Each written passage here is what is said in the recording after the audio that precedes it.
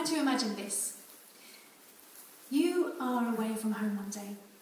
Maybe you're on a school trip, or on holiday, or maybe you're visiting a friend.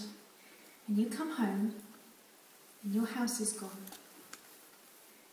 And the house next door is gone.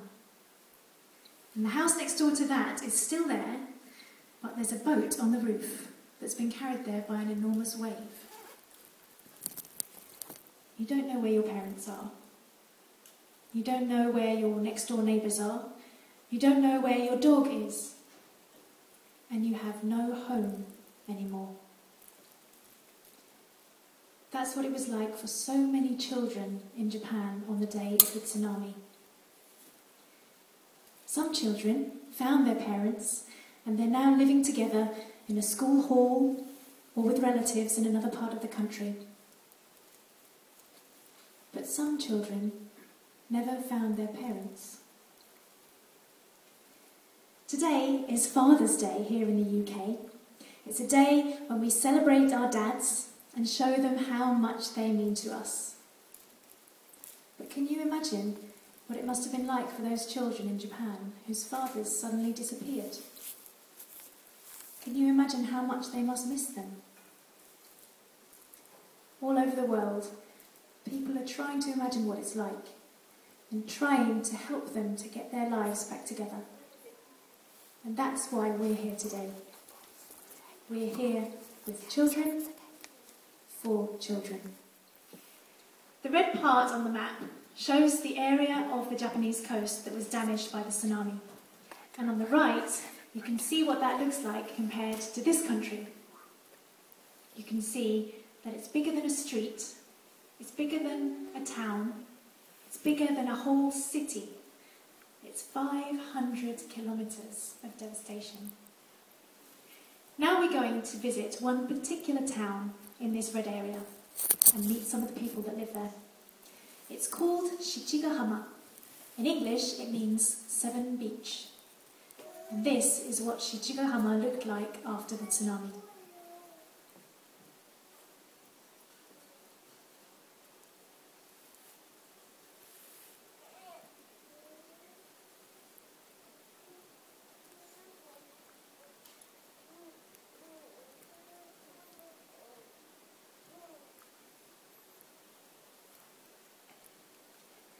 Let's meet some people that live there. This lady is called Mrs. Hoshi. Mrs. Hoshi works for the local government, and that means that since the tsunami, she's been working at the rubbish tip every day. You can see the tip in the background. It's full of things that people have had to throw away because they were damaged in the earthquake and in the tsunami. Maybe you can see some of the things. I can see chairs, chests of drawers, blankets, buckets, but most of it is so damaged that you can't even see what it used to be.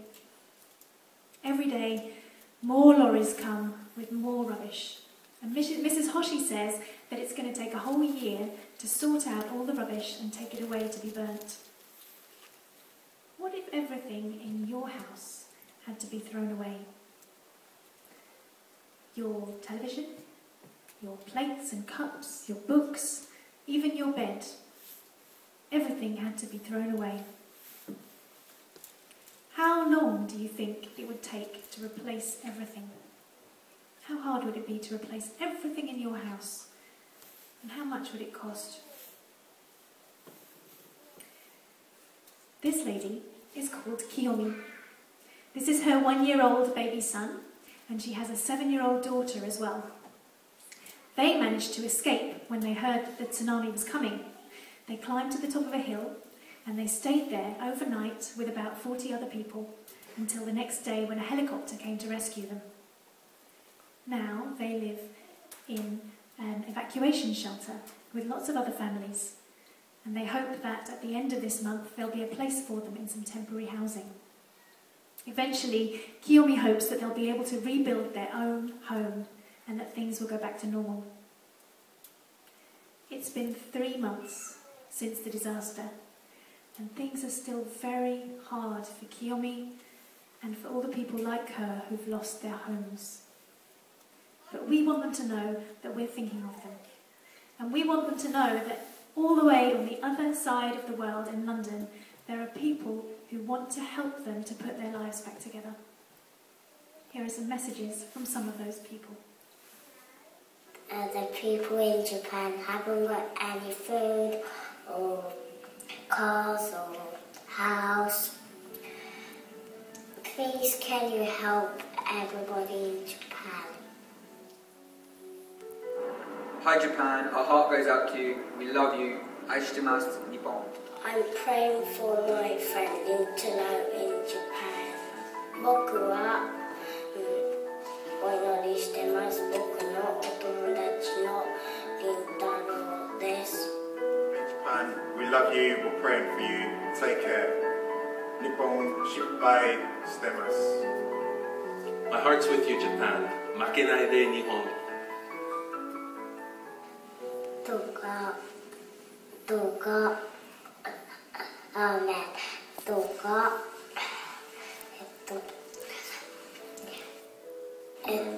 日本にいる人を助けてください。And the little girl said, please help the people in Japan.